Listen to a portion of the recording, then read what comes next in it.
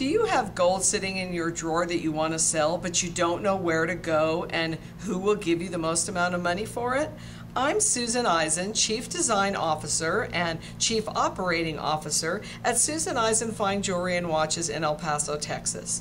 We've been buying gold for the last 30 years, and I thought now would be a good time to make a little video to help you become a better consumer when you're going out and selling your jewelry.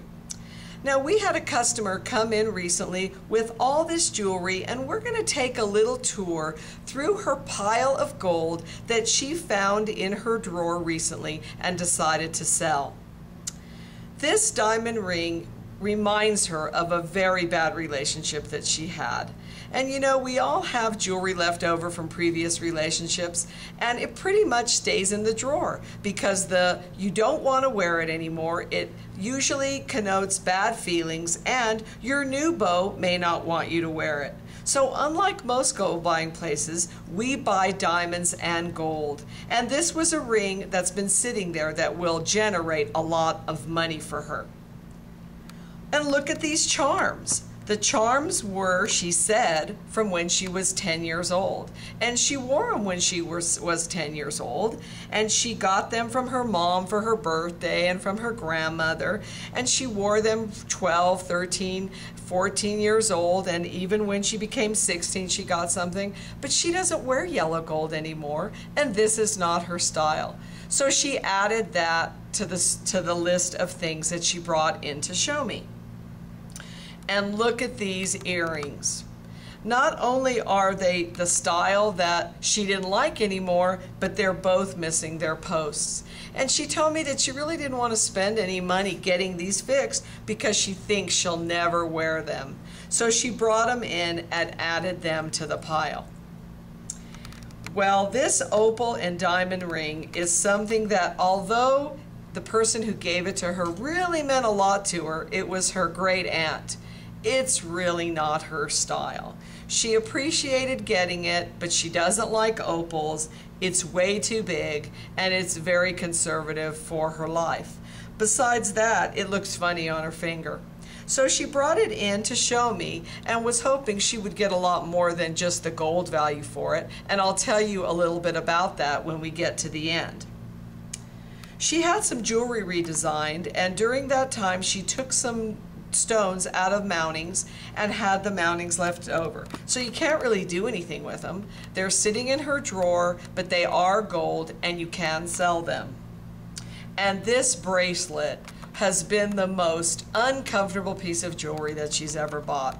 She told me that no matter how she wore it, it would turn around or it would stick into her, or it just was not comfortable. So even though it's made of gold and she kept thinking she would wear it, it's been there for 15 years and she's never put it on once and added it to the pile. This is something that we can possibly resell, and she can possibly get more money for it than just the gold weight. Look at these chains. We all have piles and piles of chains that have gotten tangled, and who has the patience to untangle them?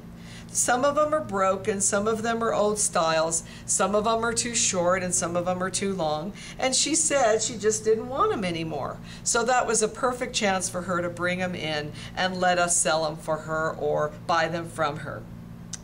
And here's a little trick about the earring that's here. How many of you have earrings in your drawer where you lost the mate and you only have one left? I'm sure a lot of you can appreciate that fact. So in the last pile, there was an earring without a mate, a ring she no longer likes, and a little ring given to her that she decided she didn't want to leave to anybody because she didn't like the way it looked. So if you have these kinds of things sitting in your drawer and you don't know where to go, be sure to go to someone with credentials and that has a good reputation in your community. As a master gemologist appraiser, I'm trained on knowing what the market is, and we buy diamonds and colored stones and can offer you more value than a lot of places who don't have the knowledge and experience that we do. Be sure that when you go and sell your jewelry, you feel comfortable. Do it in your own city where you have someone behind the counter that you can talk to.